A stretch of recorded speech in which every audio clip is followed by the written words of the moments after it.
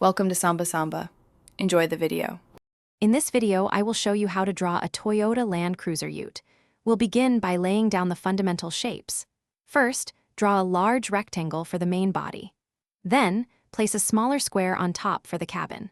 Finally, sketch two simple circles at the bottom for the wheels. Remember to use very light lines for these initial construction steps. This foundational step is crucial for getting the proportions correct before adding details. Now, let's refine the body and cabin. Smoothly connect the cabin square to the main body rectangle, creating the iconic Land Cruiser profile. Next, sketch the distinctive front grille and the rectangular headlights. Add the window outlines and the subtle door lines on the side of the cabin.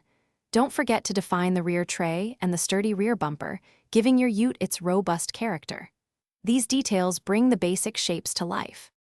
Moving on to the wheels and undercarriage, which are essential for a realistic look.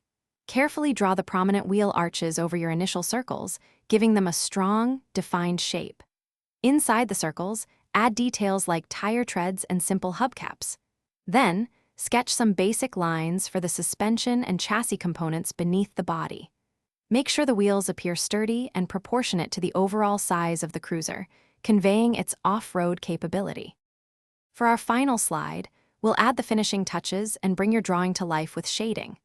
Carefully erase all the initial construction lines that are no longer needed. Add smaller details like side mirrors, door handles, and any specific badges. Then, use shading to create depth and dimension, making the Ute appear three-dimensional. Finally, go over your main outlines with darker, more confident lines to make your Toyota Land Cruiser Ute truly stand out. Thanks for watching. Consider subscribing if we helped you.